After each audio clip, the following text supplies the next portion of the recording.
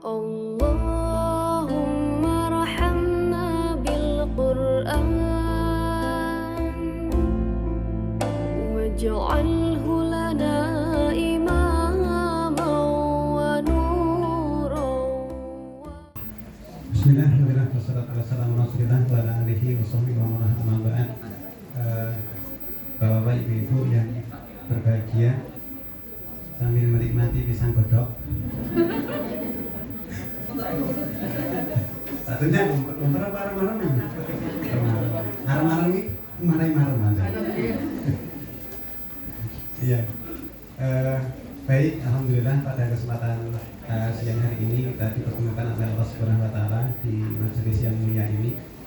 Majelis yang dimana para malaikat sedang merendahkan sayapnya untuk menghormati kita semua.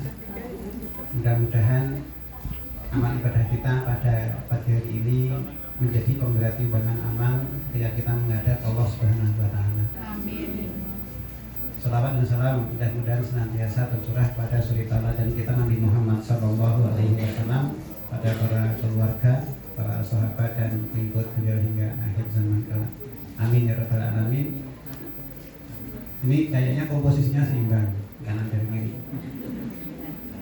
Alhamdulillah. Hal yang membahagiakan. Biasanya itu yang kiri mepet maju, yang kanan mundur. Ayo husnudonya yang kiri bawa lebih dari satu.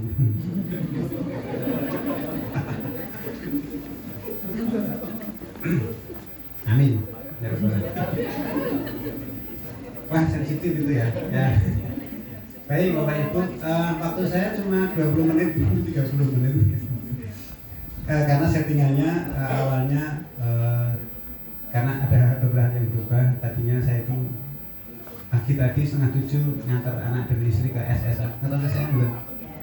Jadi ini bukan anak perdana. Jadi pengen latihan dodolan, bukan saya sih, cuma saya mau fasilitasi istri karena hobinya jualan. Terus saya yang ngangkut-ngangkut tendanya, saya yang masang. Nah nanti 9:30 itu rencananya tak jemput. Karena saya manggungnya jam 9 kurang 1/4. Neng jebule atau jebule deh. Jebule molor, nah artinya ya gitu lah. Ya baik. Bapak Ibu, tadi berkenaan dengan cita-cita yang tinggi tadi sudah disampaikan oleh Bu Ida. Ya, beliau itu teladan bagi saya dalam hal optimis ya. Jadi optimisnya beliau itu besar. Iya. Sekarang pun ketika membutuhkan bangunan 3 lantai pun sudah sangat optimis nanti akan ada untuk pengembangan kota Darussalam.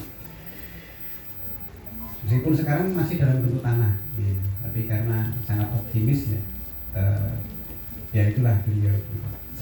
Baik Bapak Ibu, senantiasa saya selalu jadi temanya hari ini itu ingin mengajak Bapak Ibu untuk ya melu yang kuyung apa yang menjadi palilahnya Rutab Al-Qami.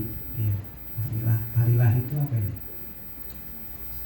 Cita-cita ya, atau gawinya Ustaz Rutab Al-Qami. Nah sebagai orang tua Bapak Ibu, seperti biasanya saya selalu mengingatkan ada 3 pilar dalam pendidikan anak. Yang pertama Bapak Ibu, kita punya cita-cita yang tinggi mestinya. Sebagaimana pernah saya sampaikan dulu di surat At-Tur ayat 21 ya. Orang-orang yang beriman itu beserta anak cucunya mereka akan dikumpulkan oleh Allah Subhanahu wa taala.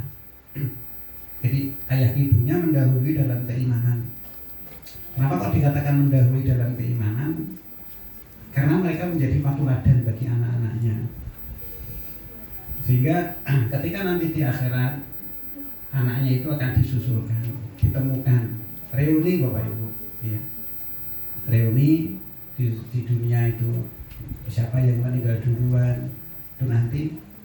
Kalau kangen sama yang di dunia itu nanti di akhirat akan dikumpulkan, dipertemukan oleh Allah Subhanahu wa taala di satu lokal, di satu keluarga. Tentu kita senang kalau kita itu nanti di surga itu ketemu keluarga kita lagi. Jarine ayah ibu itu apa jenengane cinta sehidup semati. Wah. Nanti di surga itu ditemukan Pak Bu. Ya, jadi nggak apa-apa ibunya yang meninggal duluan atau ayahnya yang meninggal duluan, no problem.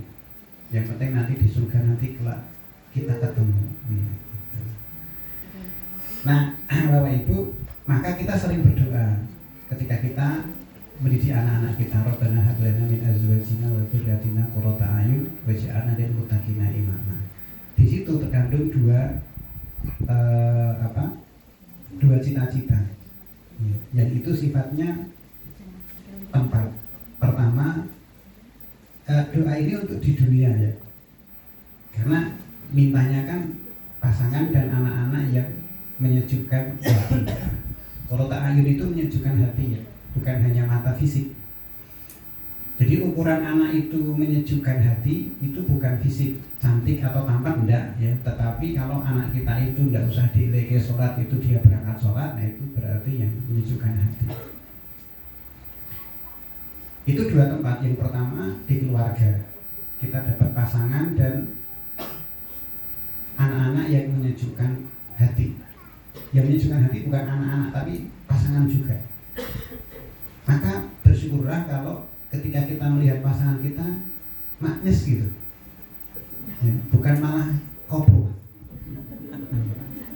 Wah, rai gimana itu rasa mulai sisa mancing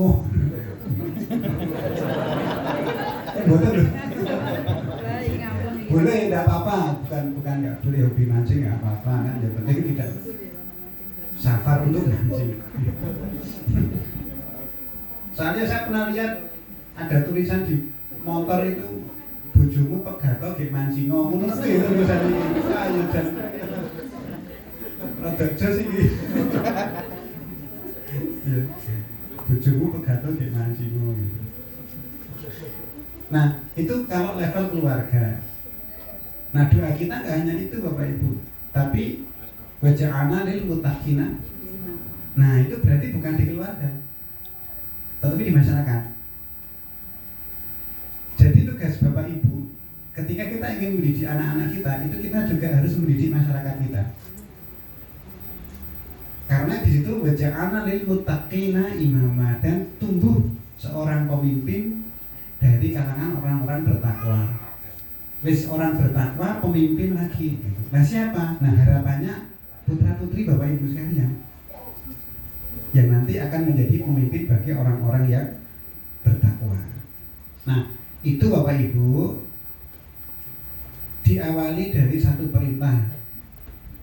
Ya ayyuhalladzina amanu qu anfusakum wa ahlikum nar. Hai orang-orang yang beriman, itu sapaan. Terus kemudian habis itu ada perintah qu anfusakum wa ahlikum nar. Habis perintah ada penjelasan tentang apa? Tentang neraka. Bahan bakarnya dari manusia dan batu, penjaganya malaikat yang kasar dan keras. Jadi ada tiga. Satu, sapaan, ya ayyuhalladzina amanu, berarti habis itu merupakan perintah atau larangan, dan benar yang datang setelah itu perintah qu anfusakum wa ahlikum nar. Wes habis itu dikasih penjelasan lagi. Apa yang dikasih penjelasan tentang neraka? Neraka itu kayak gini loh. Jadi ada tiga level penguat ayat ini. Satu, sapaan. Yang kedua, perintah. Yang ketiga, penjelasan.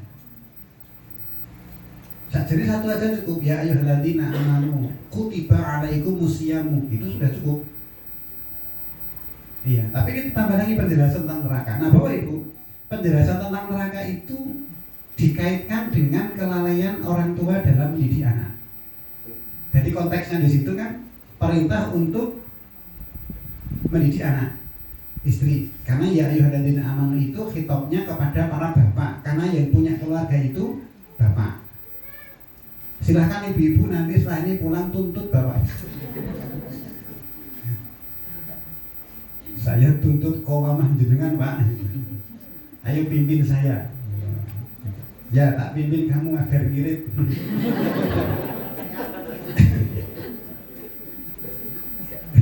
Jadi gitu. Iya. Yang menjadi khitab atau seruan itu para bapak. Maka yang menjadi pemimpin di situ bapak. Leadernya ya, pemimpinnya bapak. Nah, qadarullah Bapak Ibu, manusia itu oleh Allah Subhanahu wa taala di surat An-Nisa ayat 28 di slide selanjutnya Allah berfirman wa khuliqal insanu dha'ifa, dan manusia itu diciptakan dalam keadaan lemah. Iya, itu sudah kodratinya lemah.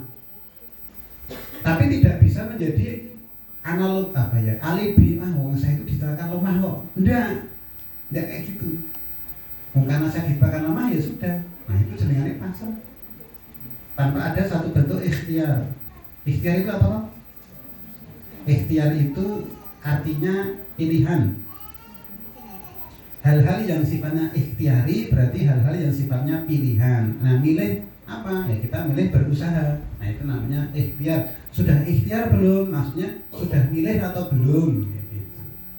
Bukan sudah berusaha atau belum. Usaha atau belum itu kan kasbiyah, itu usaha. Nah, ikhtiar itu pilihan, memilih. Gitu. Nah, karena kita itu lemah Bapak Ibu, maka kan butuh bantuan. Nah, pembantu zat yang bisa menguasai segalanya dan bisa memberikan bantuan purna cuma satu, yaitu Allah Subhanahu wa taala. Ya.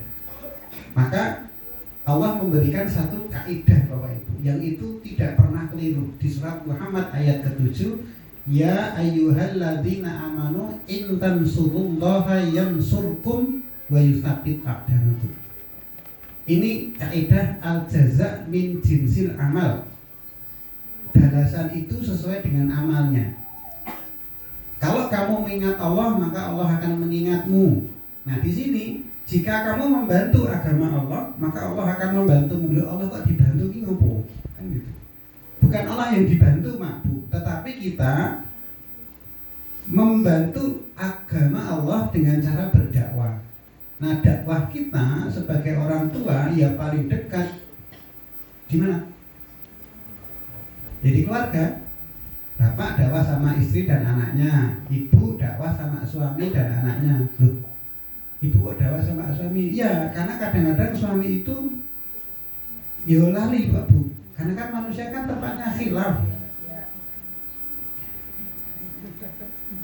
Kayak saya dulu waktu sakit itu istri saya mengingatkannya yo lumayan atas.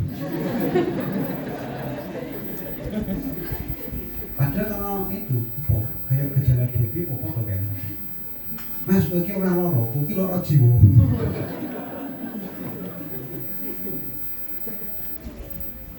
Tapi ya tak terima. Oh iya. Maksudnya lara jiwa itu dalam perspektif kami itu istri ingin agar saya itu punya hati yang besar untuk sembuh. Nah gitu, intinya gitu. Cuma karena kami itu tak jadi podo-podo waktu ya jadinya. Alhamdulillah sampai sekarang punya 3 anak. Iya. Kok iso? Ya karena kami sadar bahwa dalam pernikahan itu sing ono bukan menang-menangan, tetapi kita punya tujuan yang lebih besar. Jadi kalau sama-sama bisa menurunkan ego, itu nah, kuncinya cuma satu Pak Bu. Jadi yang laki-laki jangan ikut marah kalau istri marah. Hah? Ribut. Soalnya kalau seorang istri, seorang wanita lagi muncak-muncaknya terus suami itu melu ngomong, ambiar itu. Jadi kobong sih. Jadi ya sudah dibiarkan saja sampai dia puas, baru kemudian didatangi, dipeluk, ngopo terus aja nih. Anu kok berhasil. Terus habis itu ditanya, nomor rekeningnya udah? Atau kalau enggak, nomor virtual akunnya yang mana sih? Iya. Betul bukti. Mas aja nih gue jan bagus tenan wis ngopo to di nomor rekening iki. Ya, baik Bapak Ibu. Jadi gini, kalau kan itu jelas. Kalau kamu menolong agama Allah, Allah akan menolongmu. Wes itu jaminan itu. Ketika kita itu meninggalkan hal-hal yang sifatnya duniawi untuk mengurus agama Allah, maka Allah akan urus dunia kita demi Allah. Itu kemarin tadi cerita kalau saya bakulan yang SSA tuh, itu saja ini sudah 1 bulan tertunda lebih, sudah daftar 400.000 tiap tahun bayarnya 100.000 per datang ke Monas itu. Kita ini menunggu ini mau dong bayar. Qadarullah ada kabar dari pondok anak saya kalau anak saya yang barat itu yang saya pondokkan harus perawatan saluran akar gigi. Akhirnya di Karanganyar sana tak bawa ke Jogja seminggu sekali Pak Bu. Jemput ke sana, bawa ke sini, periksa gigi, balikkan ke sana, saya pulang lagi ke Jogja. Itu dalam 1 hari. Jadinya kok rasi dodolan. Karena pagi hari meruput saya harus ke Karanganyar tiap Ahad pagi. Seminggu, 2 minggu, 3 minggu, dan sampai 1 bulan. Barang dagangan sudah kulaan Bu, Pak. Dodolan mukena, dodolan daster. Nah dalam 1 bulan itu kita lebih memilih ngurus anak agar dia itu mondoknya lebih nyaman, belajarnya lebih serius, lebih nyaman.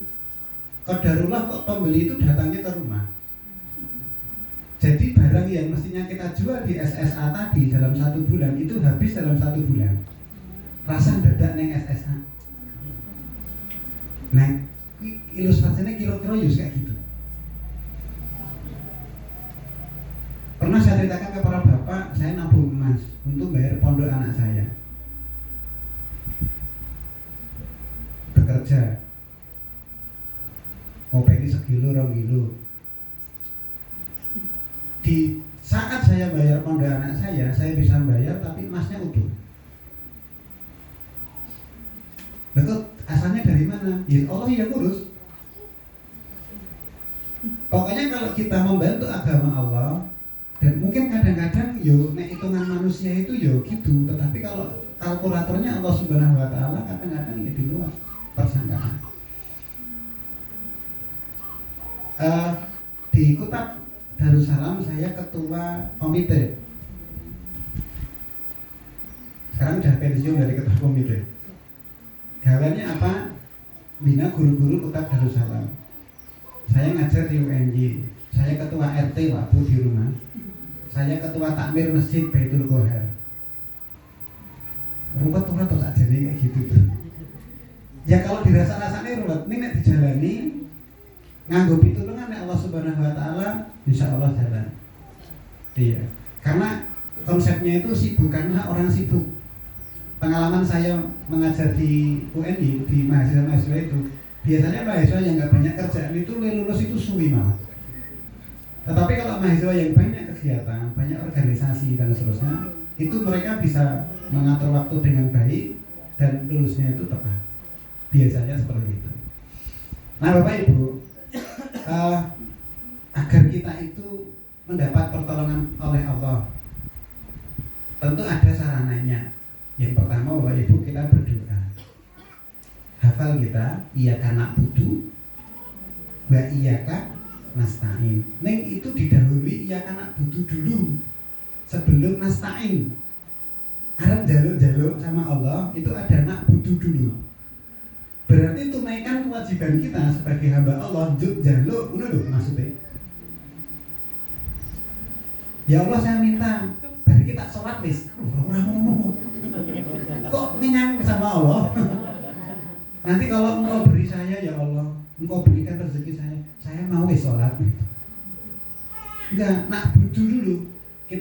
Kita tunaikan kewajiban kita sebagai hamba di hadapan Allah. Nah nanti Allah akan berkenan itu bantu kita.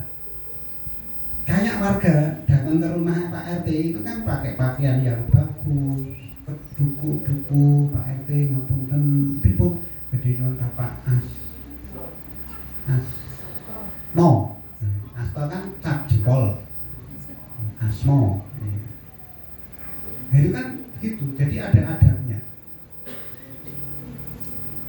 Berdoa pun juga ada adabnya ya. Itu Bapak Ibu. Kemudian Itu yang pertama, berdoa. Ya.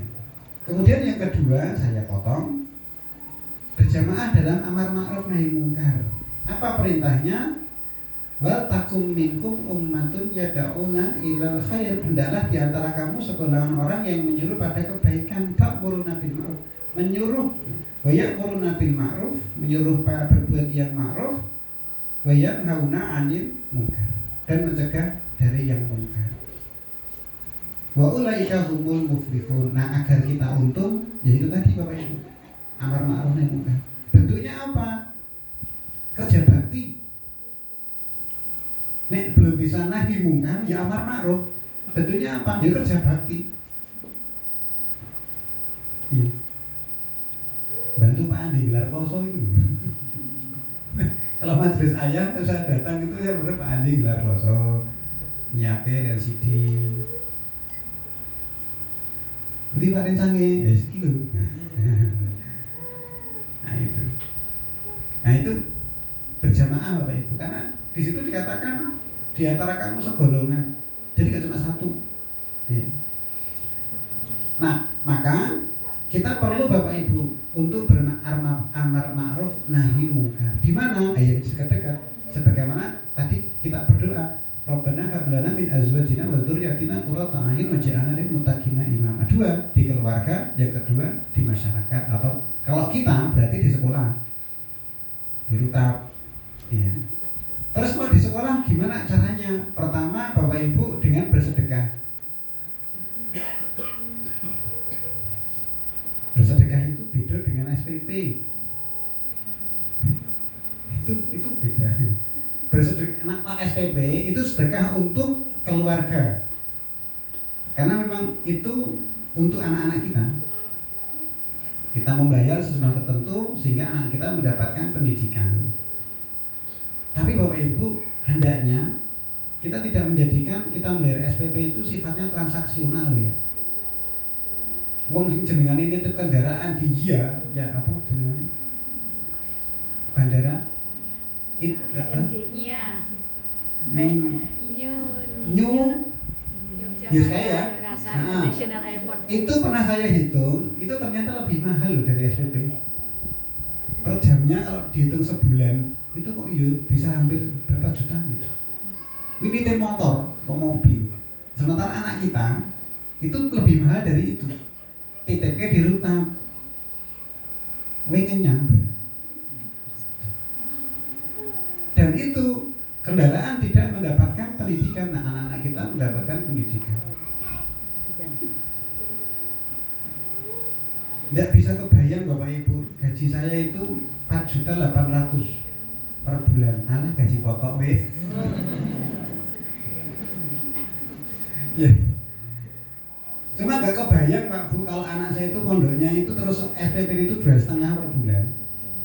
Karena dulu waktu mau nyarikan pondok itu wis boleh sing murah wae sing 900-an. Qadarullah kok Allah enggak berkenan. Kayak Allah itu mengatakan, "Oh, kowe golek anakmu sing 900-an yo. Kowe niatmu golek sing murah yo." gitu. Tak simpan ke sana. Akhirnya apa? Dibelokkan Pak ke pondok lain yang alhamdulillah kompatibel. Ning yo kuwi SPP-nya 2,5 per bulan, maksudnya 35. Terus kalau gitu kemudian saya nggak jadi makan, yaudah ini saya urek. Anak bujuku yo madang. Saya biasa bayar pondok itu ketika gaji datang. Kan kalau PNS tanggal 1 klunting itu. Nah, itu biasanya kemudian masukkan ke sana pondok, masukkan. Pokoknya semuanya itu di awal bulan. Agar apa? Dengan ketaatan saya, ketakwaan saya untuk membayar itu, maka Allah akan mudahkan nanti di bulan-bulan berikutnya atau tanggal-tanggal berikutnya. Harapannya kayak gitu. Ya. Masih sebaik tanggal 10 podo bae lagi. Podo-podo toh. Ayo, ngapa ya dadi dulu gitu. Wong ya ora anak. Lurus tengah ora anak ngopo ge riba mana? Mau dapat bunga dari mana kalau 2,5 juta? Gedar itu pun riba, ya sudah.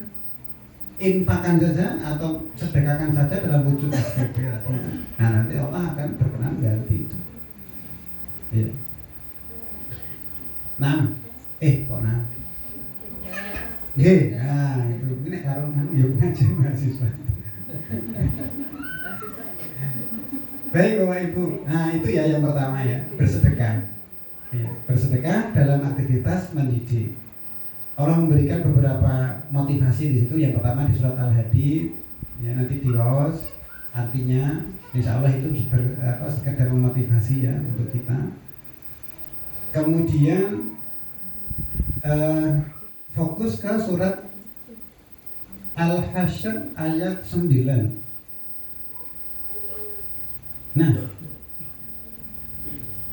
itu ya. Di situ di paling akhir itu siapa yang dijaga dirinya dari kekikiran itulah orang yang beruntung. Berarti ini sakjane iki kan dapat lebih banyak daripada modal. Menarik Bapak Ibu, lihat itu. Siapa wa mayyuqashuha nafsihi, barang siapa yang dijaga dari asyuh. Syuh itu bakhil, pelit. Maka itulah orang yang beruntung. Berarti orang yang tidak bakhil itu orang yang beruntung. Kebalikannya Bapak Ibu, sing pelit berarti kudune sing pelit sugih. Betul? Karena dia menahan hartanya toh. Iya, medit. Petung. saya pernah lihat ada pemilik toko, ada orang ngemis minta-minta KI 1 kilo, susuk 75. Itu di depan saya. Kapan itu saya melihatnya? Saat saya sekolah dasar. SMP. Kok masih ingat? Iya, karena di depan saya. Dikai 100 kilo, sing duwe toko ngomong susu ya 75, dadi ning ngenai selawi. Ya jangan biar selawi. Iya.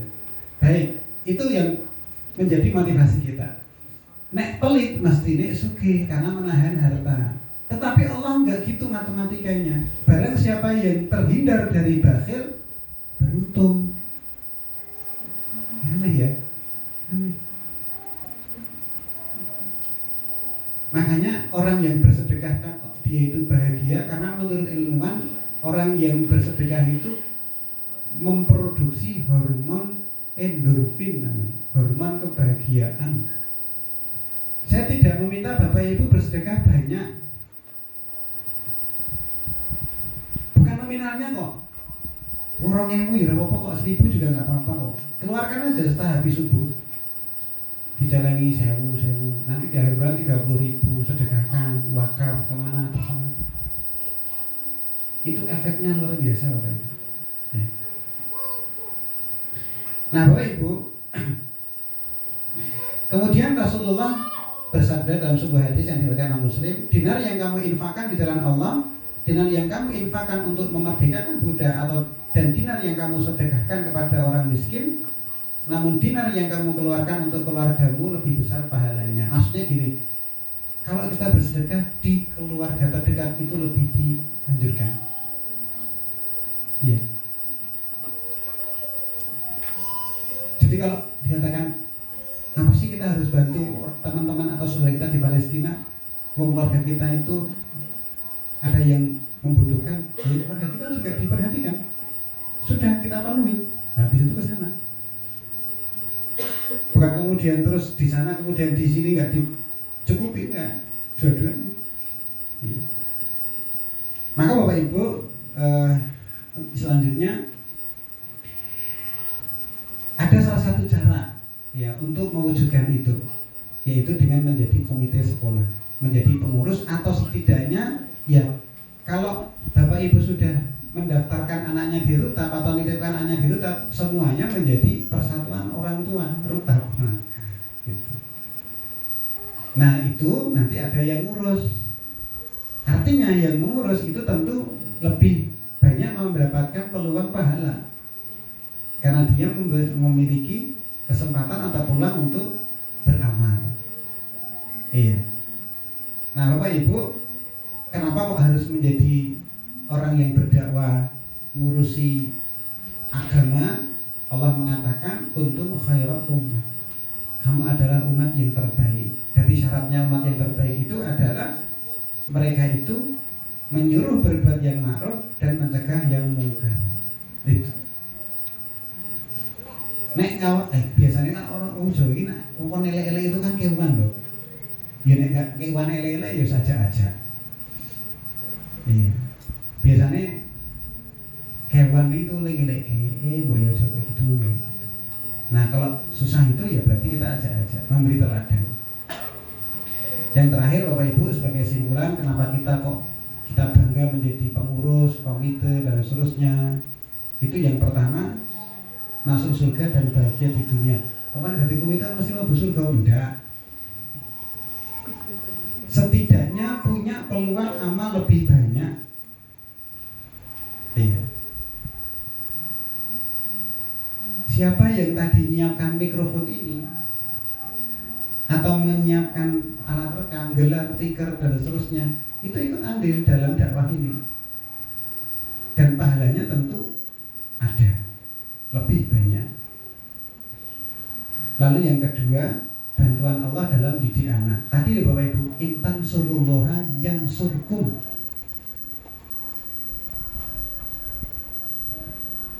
Anaknya 3, kok ora repot.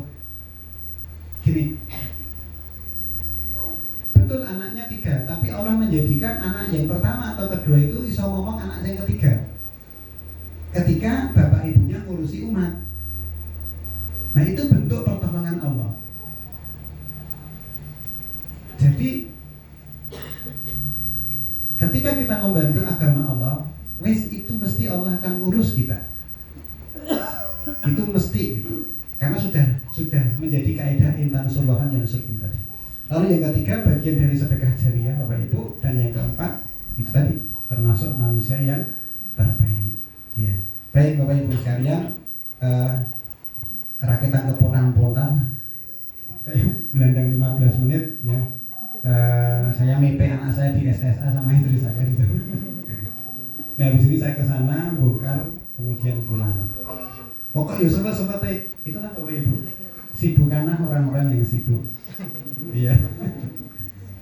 Tadi saya habis jereng itu terus ada yang datang satu. Wah, alhamdulillah payu.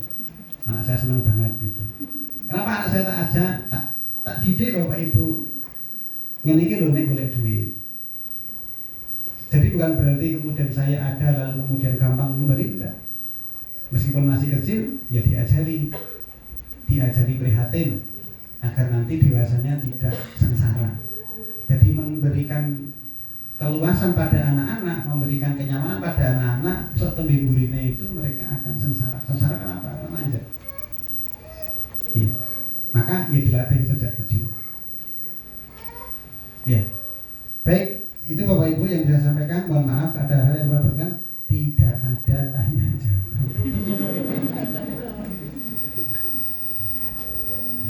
Nanti Mbak Pri kalau tanya jawab kita nomor sama Pak Andi. Nggih, gitu nggih, Bu. Arep-arepe telas. Bilang berdoa. Asik. Masya Allah. Ya, baik. Barakallahu fiik. Wassallallahu ala nabiyina Muhammad wa ala alihi wasallam. Assalamualaikum warahmatullahi wabarakatuh.